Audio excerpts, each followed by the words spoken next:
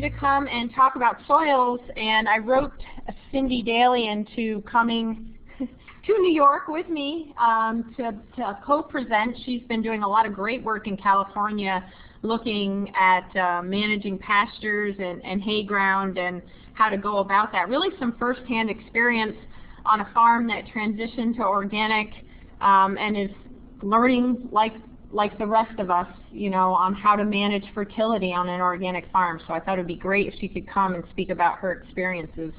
So what I'm going to talk about are just some of the soil health basics that everybody really should know, because we can't get into too much detail because we don't have enough time. So I thought I'd just mostly talk about basics, some of the principles of soil health that I feel you should know for your farm, because ultimately if you have healthy soils, then your farm is going to be more profitable. It will. You'll have better crops, healthier animals, and all those great things. Now, if I can, there we go. All right. So what is a healthy soil? And I always joke about this because, you know, it's the best soil in the world. That's the healthy soil. Characteristics of that is that there's sufficient nutrients, but not excess nutrients. Okay? You want enough to produce really high yielding and high quality crops, but not too many nutrients where you'll lose some into the environment. That's not good either. So more is not always better. You want soils that are that have great tilth, which means they crumble in your hands, right? If you've ever worked up a field or plowed a field and you've gone through with your plow and I hear a lot of farmers say, oh, it cuts just like butter, you know. It's not hard to pull an implement through that field. It's really easy. It's a nice and friable soil. You have sufficient depth, which is something you need for your crops to be able to get a good root system and explore the soil so that they can take up as many nutrients as possible. You also need a soil that has good water storage in times when we have drought, but yet also good drainage in times when we get a lot of rain, which I think we all know that's how the climate is these days. You know, it's never just the way we want it. It's always too much or too little, and we need to build soils that are resilient and can withstand those major fluctuations in the weather.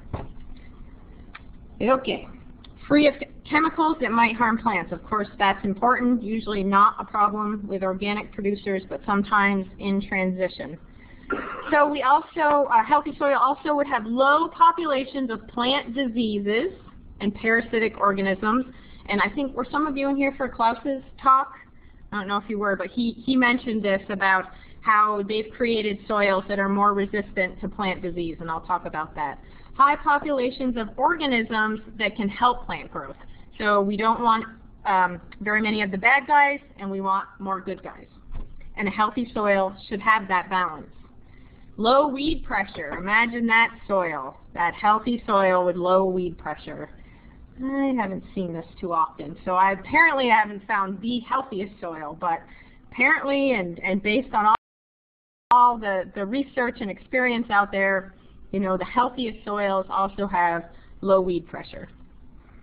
And then, of course, the resistance to being degraded, and this is really important, especially with climate change, is that by building healthy soils, having soils that give you all of these benefits, they're going to be more resilient to climate change. And that's really important in today's world. It's always been important, but I think more so today as we watch these huge fluctuations in the weather. So when we talk about soil health, we're talking about more than just the nutrient side of the soils. You know, we're really pretty good at taking a soil test and looking at nitrogen, phosphorus, and potassium and the pH. But what we've paid less attention to are the other aspects of your soil. The physical properties of your soil, the ones that give you the good tilth. The biological properties, the ones that relate to those microorganisms. And the chemical properties. All of those together is what we need to pay attention to in order to have healthy soils. So if you're just taking care of one and you're neglecting the others, you're not going to get those benefits from a healthy soil. You have to pay attention to everything. I know, more work, more to do. That's farming. You know that already. Okay, now you're really lucky here in New York because Cornell is way ahead of the curve. I actually think it's the only university in the nation that actually provides a soil health test for their farmers. And I don't, has anybody done this in the room? Anybody tested their soils for soil health? You didn't even know they did it? Yeah. So you're really fortunate. It's pretty expensive, so it's something that you want to,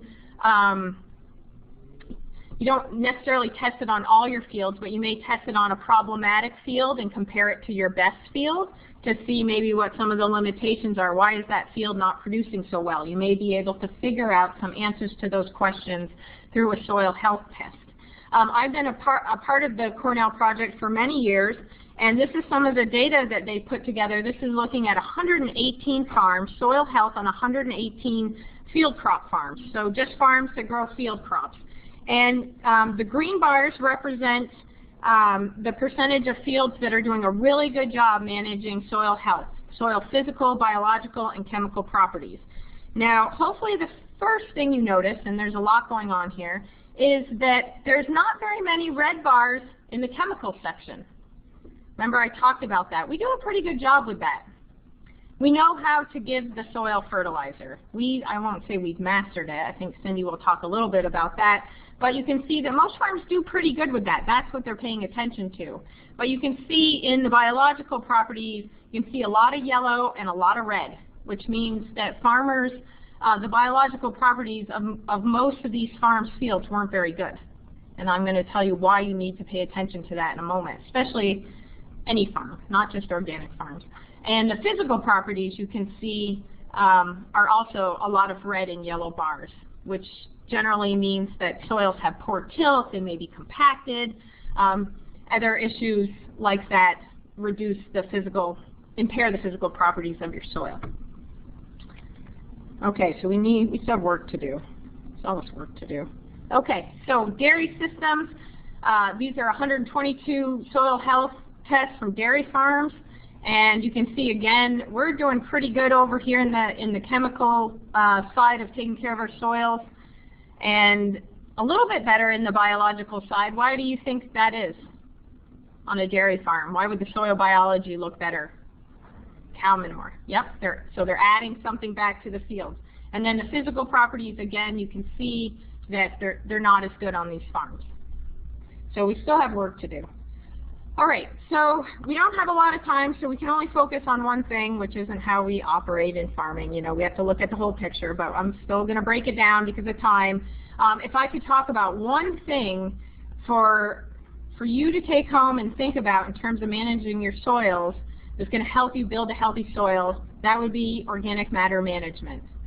Okay, so adding lots of organic matter to your farm fields, and that's not just your crop fields, not just the ones you're tilling. I'm talking about your pastures too. You know, just because your cows are on there grazing doesn't necessarily mean that they're getting enough organic matter back. Just because a field is in grass doesn't mean that it's getting enough organic matter back to that field. Okay, there's more to it than that. And not only do you need to add organic matter, you need to add all different types. Adding manure isn't enough. Adding a compost isn't enough. You need to add different types of organic matter to reap the benefits that I was talking about before. It's pretty complicated, actually. It's just not as easy as we once thought it was. I'm just going to make it more confusing for you. All right, so here we go again, looking at our three circles, okay, our soil properties, chemical, physical, and biological, and you can see that soil organic matter is really in the center of all those and can help and benefit all of those factors of your soil. All right, so this is all the great things that soil organic matter does for your soil. Whoops, did you get them? Okay, so soil organic matter influences nutrient availability. Okay, aggregation, so it helps create that tilth. Okay, helps with infiltration of water and drainage. Water storage, it helps with microbial activity. The color of your soil, which seems, you know, why do we care about that? Well, more organic matter, darker soils, they warm up faster, and that makes a huge difference in the spring. Okay, and then presence of good organisms instead of bad, and then of course it's important for other major global cycles like carbon sequestration and those types of things. Okay. Where are we now? All right, so if we're going to talk about organic matter, again, it's not as simple as just getting your soil test and saying, okay, I've got 5% organic matter, I must be doing good. Sounds good, right? People always ask me that. How much organic matter is the right amount of organic matter? Well, it depends what kind it is, okay? So there's 3 types, and these terms were coined by Fred Magdoff, if any of you know him. He was from the University of Vermont, and he wrote a wonderful book, which I'm going to probably get the name wrong, but it's called, there we go. Can you read this? Can you read it? Building Soils for Better Crops. If you want a primer on soils, buy that book. I think is it 20 bucks? It's the best money you'll spend. It's a very good book, and it's written for farmers and extension folks, okay? So there's 3 types of organic matter: living, dead, and the very dead. Pretty simple, okay? You need them all, and we're going to talk about what each one does, and they all rely on each other.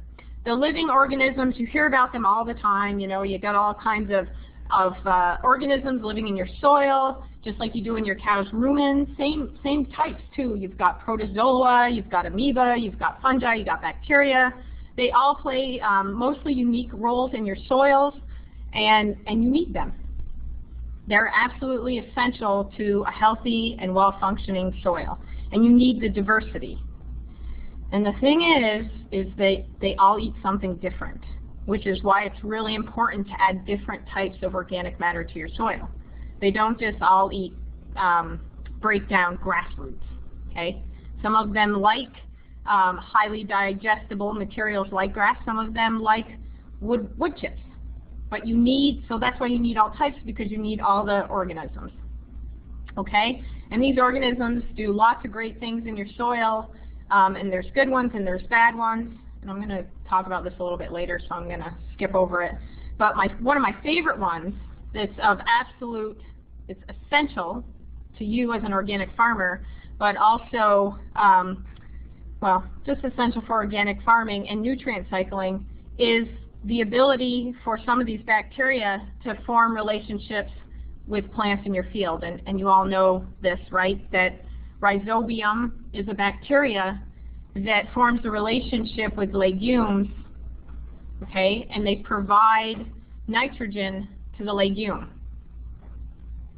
Okay, this is probably one of the most important microorganisms that you should be concerned with. And it's not necessarily important for me to talk about this, except that I came up with this cartoon, and I really wanted to show it to you, because this is like a bad joke that, you know, somebody tells at a party. You know, there was an ugly bacteria. I picture rhizobium being very ugly. And then you have alfalfa. She's the queen of forages, and they're sitting at a bar. And I hope nobody gets offended by this terrible, terrible joke that I'm going to say, and it is going to be archived on eOrganic now forever. So the bacteria rhizobium, you know, he may not be handsome, but he's handy. And he has nitrogen. And and alfalfa says to the bacteria, you know, how about I give you a little sugar for some of that nitrogen? Okay, so it's not that dirty, but the point is that it's a two-way street, and that in order for this relationship to exist, the alfalfa needs to give up some energy from that crop to feed the bacteria that then gives the crop nitrogen. So it's a very important microbial relationship that as an organic farmer you need to understand. You need to understand how it works. You need to understand that the bacteria or the alfalfa is going to kick this freeloader out if you give it too much nitrogen, right? If you give alfalfa what she needs through manure, she will kick the freeloading bacteria out because she doesn't want to give up her energy, okay, for him. Right? So it's really important for you to understand some of these relationships so that you can be successful with managing these microbes on your farm. So it's important to know some of the details. And plus I wanted to show you the cartoon. Yeah, thank you. Amanda Gervais drew this for me. She works with me at UVM. All right. So when we're talking about the microbes, I always think, I'm not a cow person, and I know a lot of you are, but I always, when I talk to dairy folks, I always say, okay, you need to treat the microbes in your soil like the livestock in your barn. You need to manage your soil livestock, and they have needs, you know, and they need air, and they need water, they need a balanced and healthy diet, and they need appropriate shelter. And if you provide them with those things, then you'll have lots of microbial diversity on your farm, and it'll benefit you in your soil and ultimately in your crops and your animals. So how do you provide this to them? Okay, so we already said there's 3 types of organic matter. There's the living, that's what we're talking about. Now we have to know how to take care of them. In order for the living to keep living, okay, the microbes, you need to feed them. And the living eat the dead. Okay?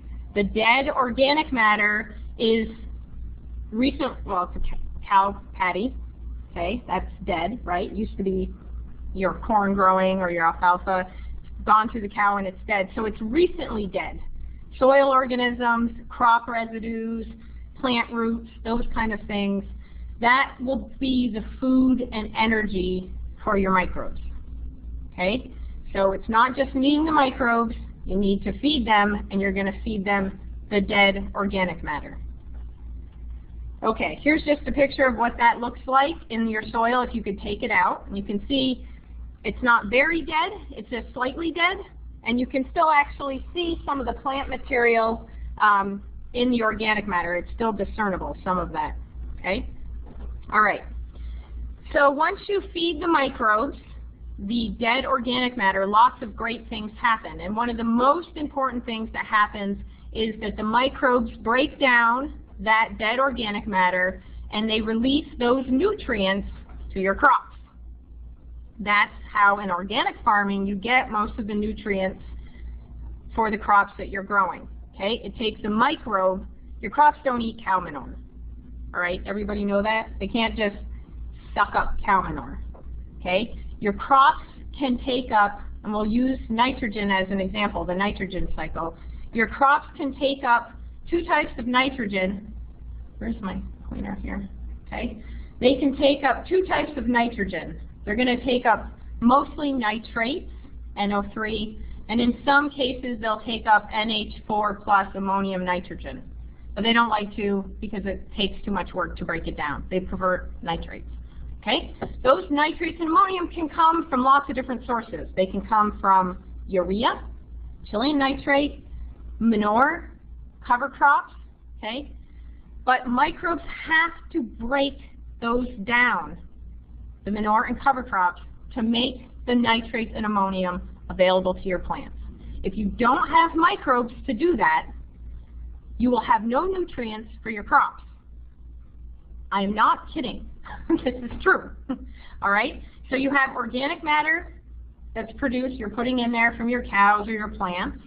Okay? That organic matter goes through a process that we call mineralization, right? This is a microbial step, and then you get ammonium nitrogen. Okay? The ammonium nitrogen goes through a process called nitrification. There's a bacteria that does this. And then this goes through another step to make nitrates, and there's a bacteria that does that. Okay? Bunch of organisms, bacteria, nitrates to your crops. No bacteria, no microbes, no nitrates for your crops. Okay? Doesn't matter how you choose to farm, that's how it works.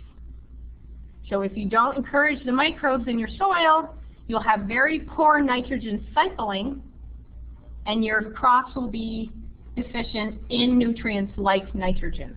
That's why you need those microbes in your soil. Okay? So now you know you have to feed them. All right? But remember, they also need air, water, and shelter. A good home. Okay? So it's not just enough to give them the food. They need these other pieces as well. Probably already running out of time. So here's just an example of that where you have rotated corn versus continuous corn. Again, when you're rotating corn out of, let's say, a legume, or you're plow down a legume crop and you have all that organic matter, the organic matter is broken down, the nutrients go to your corn, the nitrogen, okay? If you're just growing continuous corn and you're removing it as silage and you're not putting anything back, where will the plants get nutrients from? All right, so you can start to see the deficiencies here. It's very important to continue to add the organic matter. Okay, so shelter, air, water. How is that going to be created in your soil? Okay, that's the beauty of organic matter. The dead organic matter also helps create the soil tilth that we talked about, right? The microbes eat the dead organic matter. As they're eating, they're kind of messy. They produce these exudates and gooey stuff, and maybe if you're an earthworm, you defecate a little bit.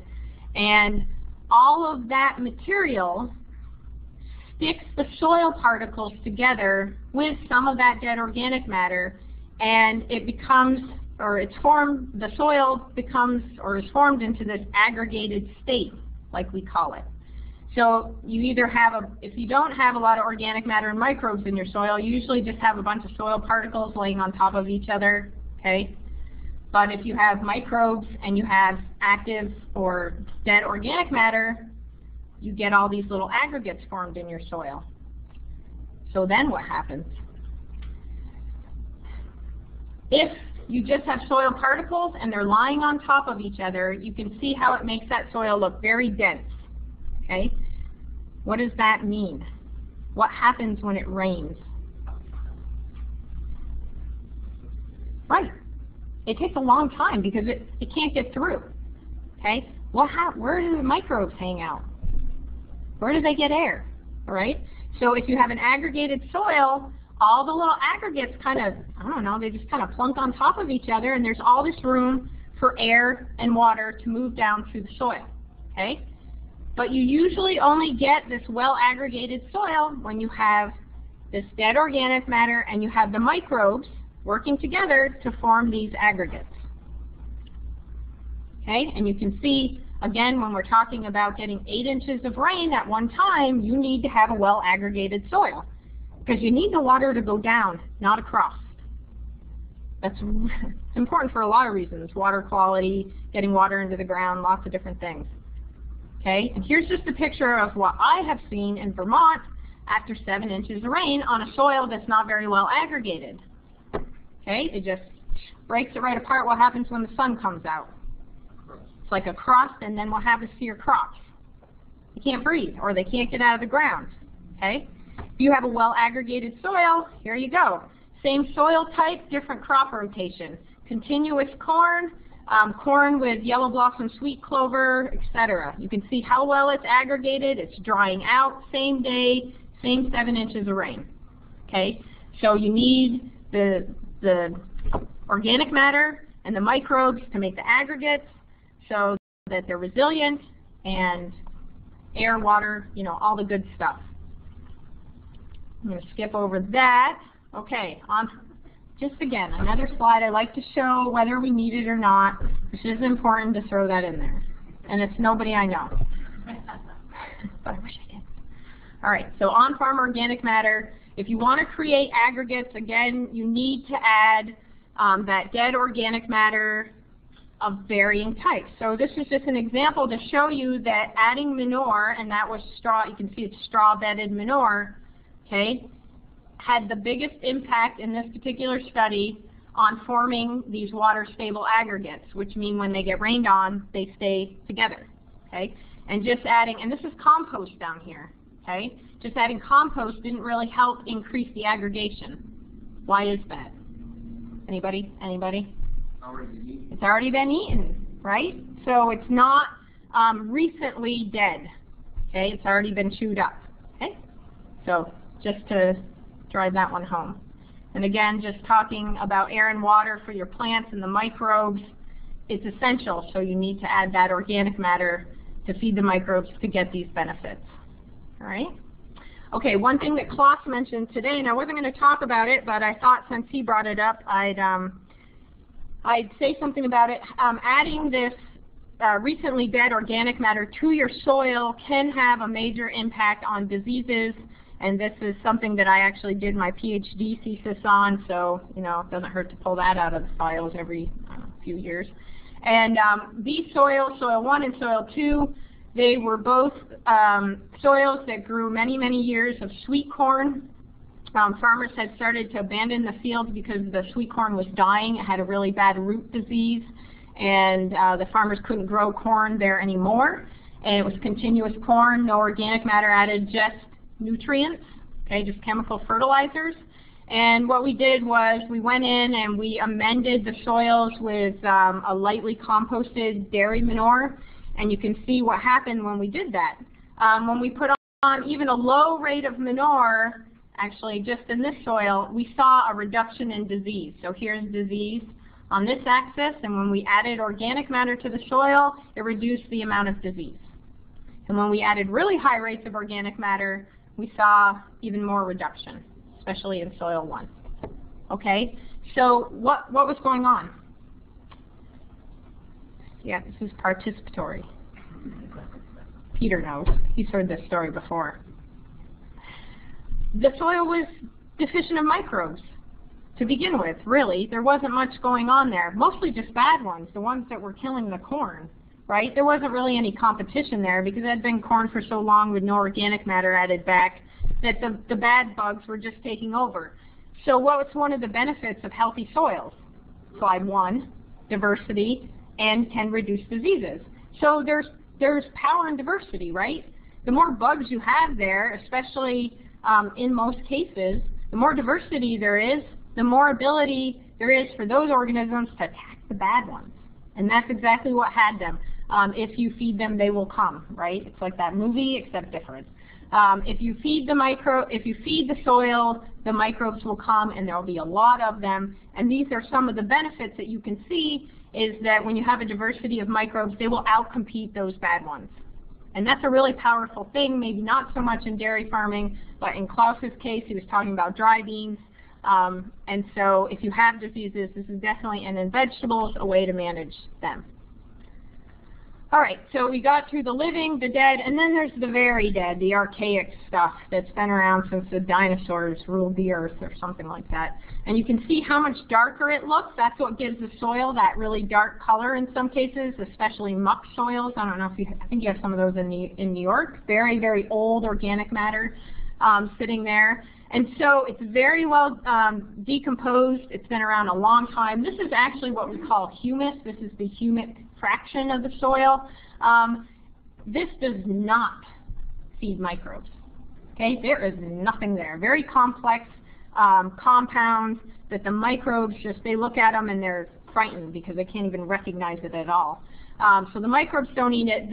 The major benefit to these to the humus in your soil, at least to you, is the fact that it has a negative charge. Okay, and that's what creates the cation exchange capacity in many of your soils. And everybody knows what that is. The cation exchange capacity is a negative charge, and it gives your soil the ability to hang on to positively charged nutrients. Okay, so if you have a lot of negative charge in your soil, then you're holding on to nutrients and they're not going where? Down. Okay. Sandy soils generally have very low cation exchange capacity because there's not a lot of organic matter left there, and there's also not a lot of clay. Clay also has negative charge. All right, I'm getting to the end, so you can listen to Cindy next. So this is just a picture of that. All right, so to build organic matter in your soil, okay, remember, you got to use multiple tactics. You got to break out all the stops, okay? No, not just manure, but you have to think about crop rotations, growing a diversity of crops, making sure that the crops you are growing are growing very well. So if you have a hay field that you just continue to hay and not put anything back to, okay, you're just mining the organic matter out of that soil for the crop to grow, and you have to give back. Okay, it's not enough just to grow perennial forage. There's more to it than that. All right, so good rotations, adding different types of nutrients, not just compost. Raw manures are okay too. Different crop residues, different types of cover crops, reducing your tillage, all those types of practices are going to help build a healthy soil. And I think I did put my website up here if anybody wants to see what else we have going on, and I have it up there as well. You can see our YouTube videos, very fun and exciting. And now I'm going to turn it over to Cindy. Thank you.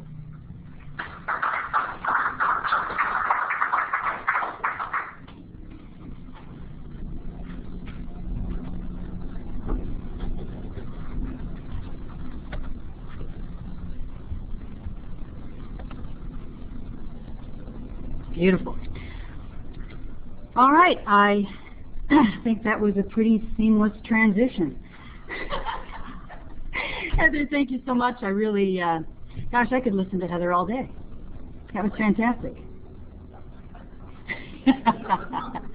Well, as Heather indicated, I'm from California, and I'm here today to kind of talk a little bit about the work that we've done with soil and the impact that that has had on our bottom line, because ultimately that's what we're all in business for, obviously, is to ultimately turn a profit so that we can be sustainable, you know, as a farming system, and you know, create a very vibrant agricultural community. The work that we've done at California State University at Chico is a bit of a transition for me. I was born and raised in northern Illinois. Actually, did my undergraduate work at the University of Illinois. Fighting Illini in the audience? Anybody? Your wife. And where's she? Not here. The Fighting Illini, I went through that program and did my degree in animal science. I'm always interested in the livestock aspects. So more about what's traveling on top of the ground rather than what's under in the soil itself. So this has been a bit of a transition for me. Most of my work has been focused on the animal, not so much of the animal in the soil. But, and of course it was conventional. My folks are conventional farmers, and so that's been my experience. And so I wanted to talk a little bit about our experiences as we move into the organic paradigm. Part of that transition was visiting the Rodale Institute. Perhaps you've been there? No, if you've not been there, what do you think, Peter? Oh, that's great. Great research. Very impressive research, and really one of a kind. If you look globally and try to identify any other research group, farm, institute that's done anything on a long-term basis, which is really what you need to do really effective work in organic research, it's the Rodale Institute. They've got 28 years of consistent farming practices as a comparison parallel between a typical rotational cropping system, as you would find on a normal conventional farm, and they contrasted it to organic production practice, which is cover cropping, rotation, that type of thing, which really shows a huge difference in just what Heather was talking about, and that's soil organic matter. So, you know, clearly there is some very convincing data that would show that organic farming practices are really where it's at if your big concern is soil. And we all know how important soil is to our success and our sustainability. So it's been a bit of an awakening for this conventional farmer from Illinois, for me to be able to see you know, some of the errors of the ways things have been in the traditional production practice.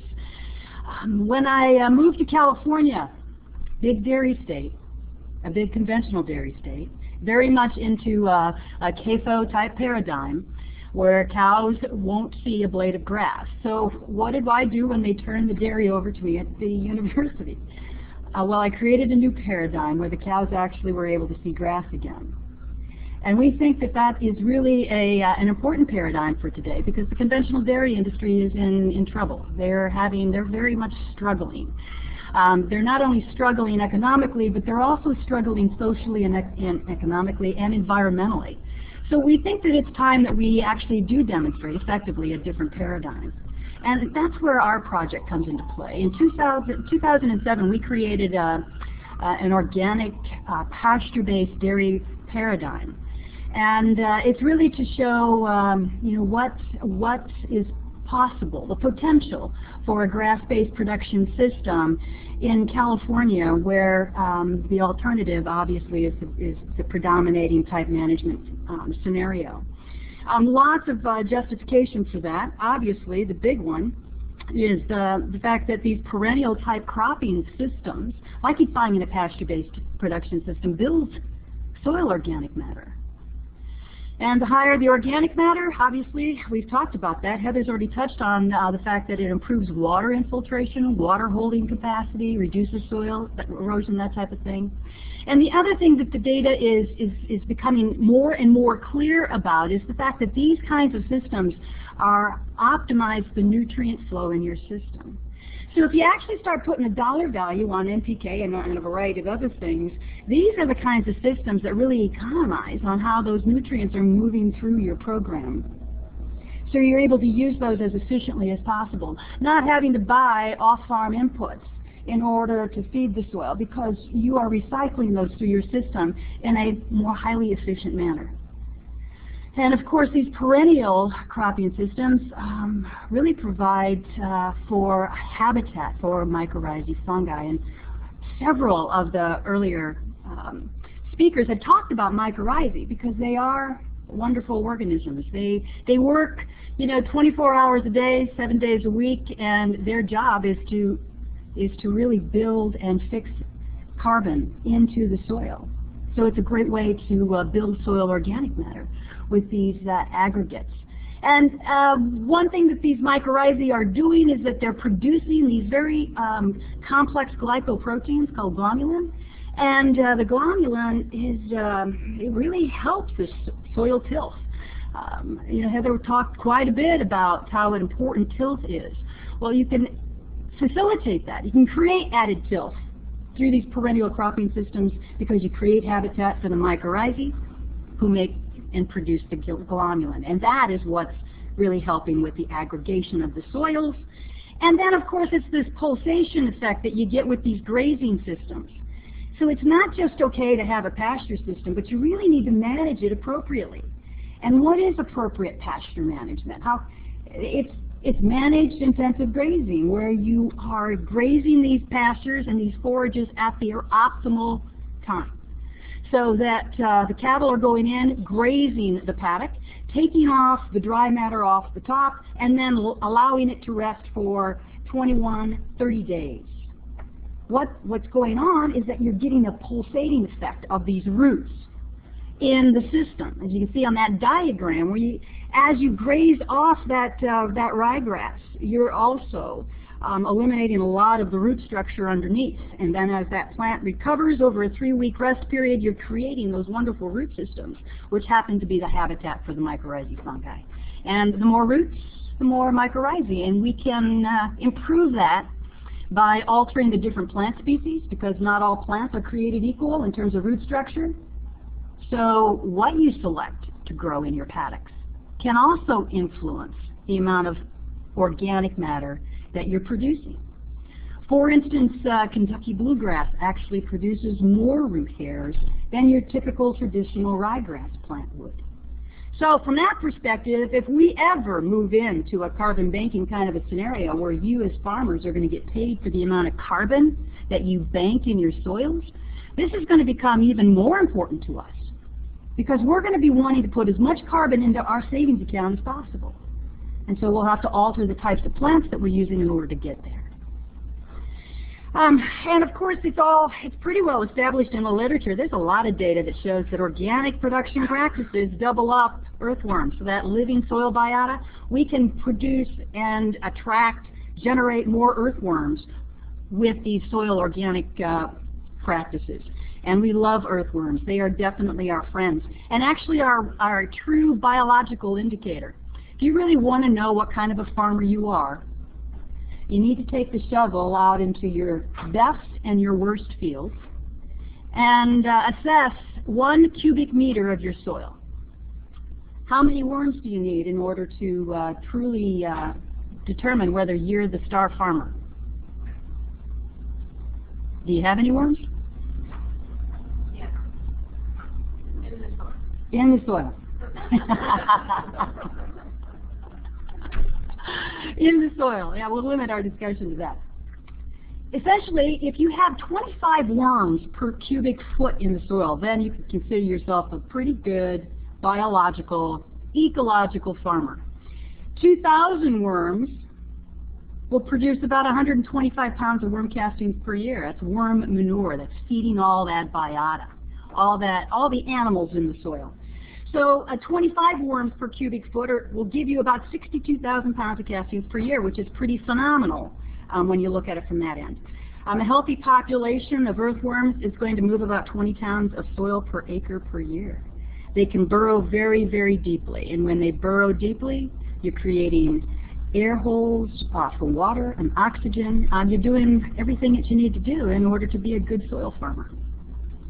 So we think that that's a really important thing to do. And when you compare and look at some of the data that shows, pasture versus even organic cropping systems, pastures create about 3.2 times more earthworms than most types of cropping systems, which I think is interesting. The abundance and distribution of earthworms determined in 84 cropping and pasture soils in northeast Victoria and New South Wales showed that this was true.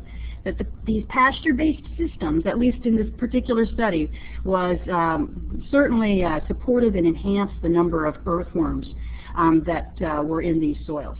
And I consider Australia to be the worm capital of the world. They have earthworms like no other. This is a picture of one of their typical earthworms. It's called Megascoloides australis. And that baby can get up to 12 feet long. That's almost a meal in most places. Pretty phenomenal. And if that's a true biological indicator, then the Australians have us all beat, hands down. They win the crown for biological farmer of the planet. They're pretty phenomenal. Through this research, we've also learned a lot about how to kill these guys. Obviously, plowing does reduce the population. No-till will enhance. Ammonia and ammonia-based fertilizers are also quite toxic to earthworms. And there are some pesticides, of course. And the other thing that we've really been focusing a lot of energy on in our biological system are these little guys. You recognize them? Anybody recognize them? Dung beetles. Frankly, they were an endangered, if not extinct, species on our farm. My predecessor had worked diligently to bring dung beetles into our system, had brought them in. Evidently, there's a dung beetle mating system out there somewhere, a dating program for dung beetles. He called them up and had them deliver dung beetles, and they perished. They didn't last long. It required us converting and transitioning our program into organic production practice. And it is. We've used this metaphor several times during this presentation. It's almost like Heather and I planned it, but you build it and they will come. And that's precisely what happened. This is Roger Ingram. He's a partner in crime, works with UC Cooperative Extension. He and I together put on some grazing conferences, and we dug up a lot of cow manure. We filtered it, and we came up with 5 different species of dung beetle that are now in our paddock, and I didn't have to call up the dating service for dung beetles to get them. They came because we quit using anything toxic in our system, and we were using managed intensive grazing programs. We built soil organic matter, and we've eliminated any of our synthetics. There is no longer any ivermectin type products going through our cattle, residues coming out in the manures going into the soil. I mean, that's another way in which you can reduce these kinds of populations of these truly beneficial organisms. So what's the job of the dung beetle? Obviously, it's to completely aerate and consume manure pads and recycle them into the soil. And they do it lovingly. They really enjoy what they do. This is a diagram of our paddocks. This is where the research project was conducted. It's about 50 acres of irrigated pasture. They're in 5-acre blocks. Managed intensive grazing, 12-hour sets, so the cows move on and move off 12 hours, every milking fresh feed, and they love it. 35-day rest in the summer. Our grasses slow down considerably. A 21-day rest in the spring when we have all these cool season grasses. And we've implemented an amendment program that has done remarkable things in our paddocks. And what we've done is conduct a study to really assess what the overall productivity, what the changes, we've tracked changes and the economics that have happened as a result of addressing soil amendments. Here's a shot of some of our cool season species. As you can see, in the spring we're primarily ryegrass and clovers by and large. Lots of seasonal fluctuation in our overall productivity. You got to keep in mind, in California, we are an irrigated system. So we start irrigating about June and July, and we irrigate all the way through till November or when the fall rains begin. We'll have lots of spring feed, and most of that is brought up from winter rains. So we're grazing. We can turn out in March, and we're pretty much done about this time of year. Pounds of dry matter per acre. You can see that on a monthly basis, you know, we're going like gangbusters early spring, and then things pretty much fall off summer and fall. So what does that do? Well, that means that, you know, the cow continues to have the same nutritional needs throughout the year, so we have to supplement over and above that.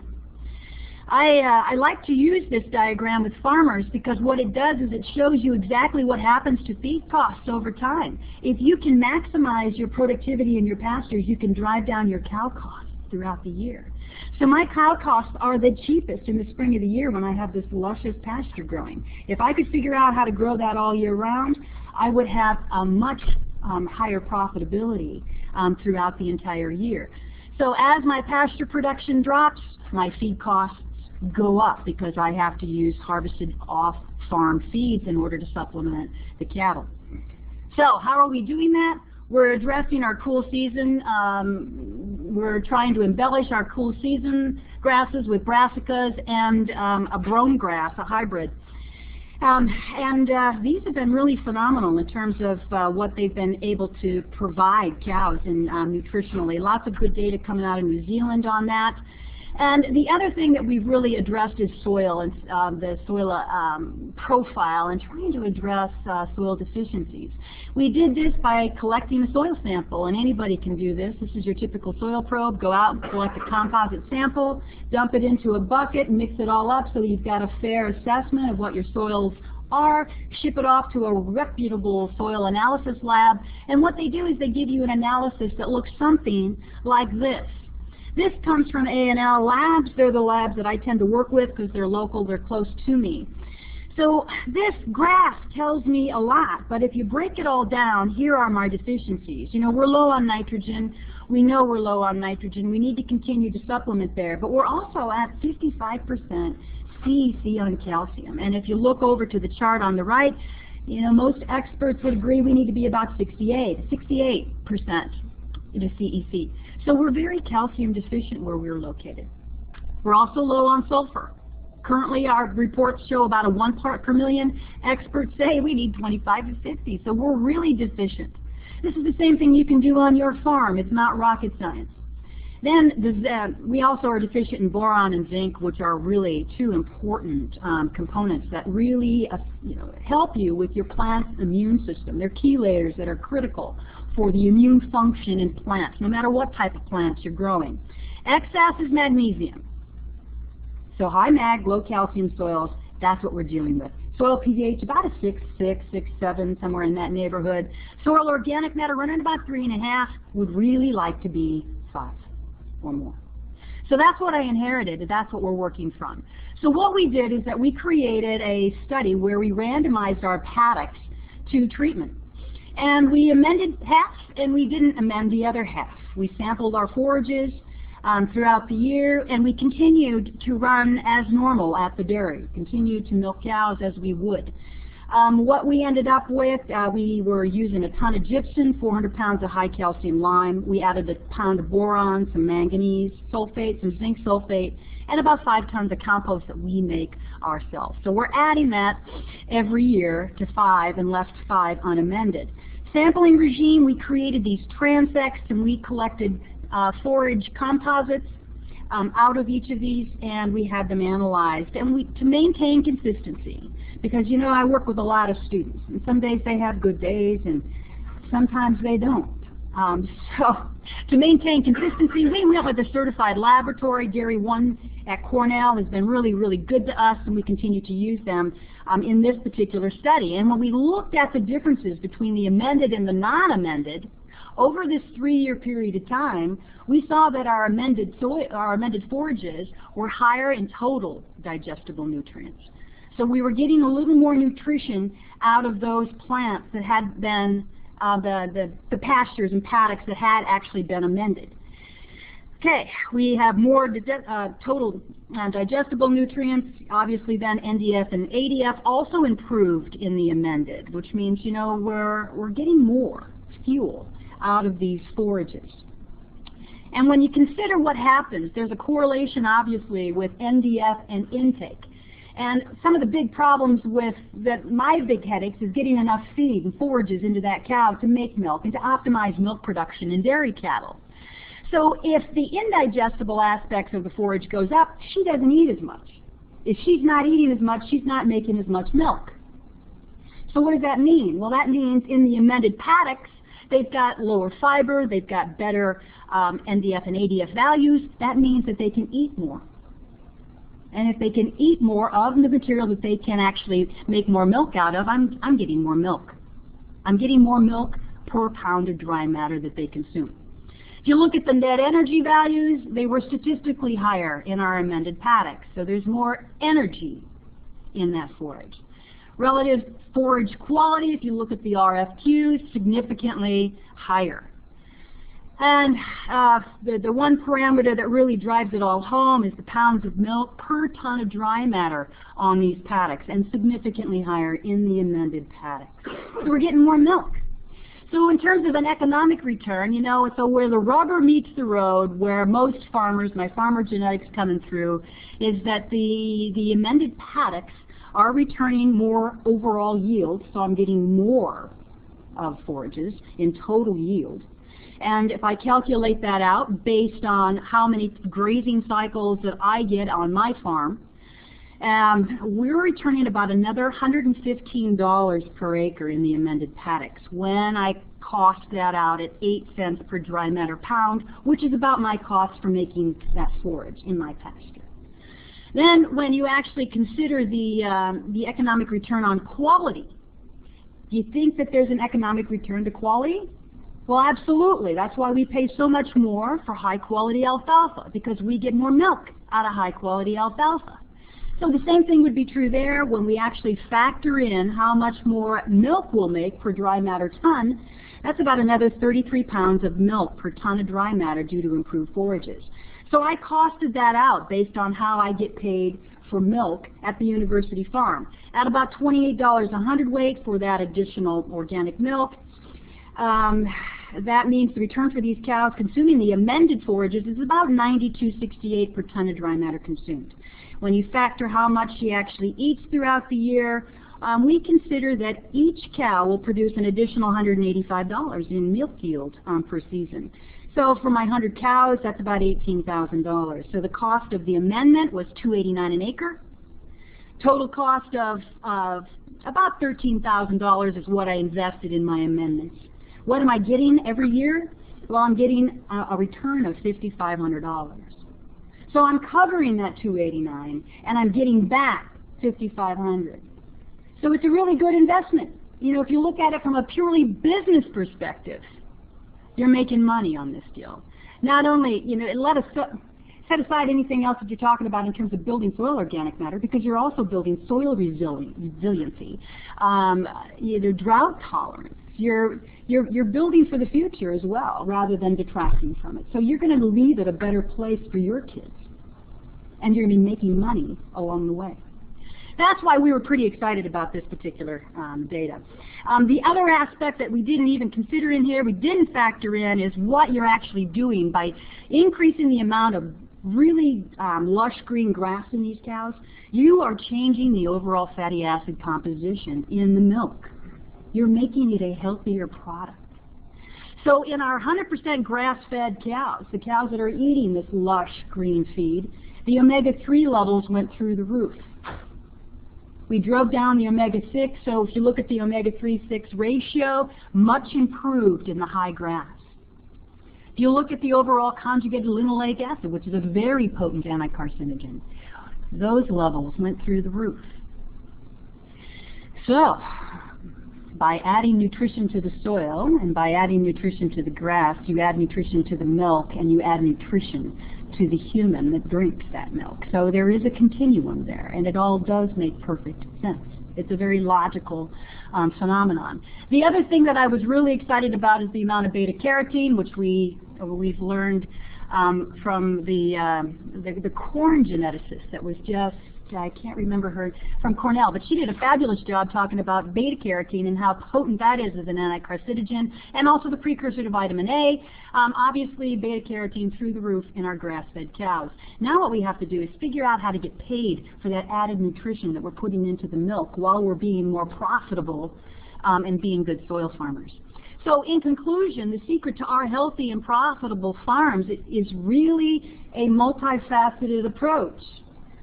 We're looking at it from all angles, and we're attacking it as the multifaceted features that it requires to be a truly successful organic dairy. You know, we're grazing, allowing that cow to go out and get her own groceries. We're being very, very fuel efficient. We're using compost. We're using clovers to fix nitrogen. We're using dung beetles and the biologicals in the soil. We're building it so that it will create this beautiful medium to support life in general.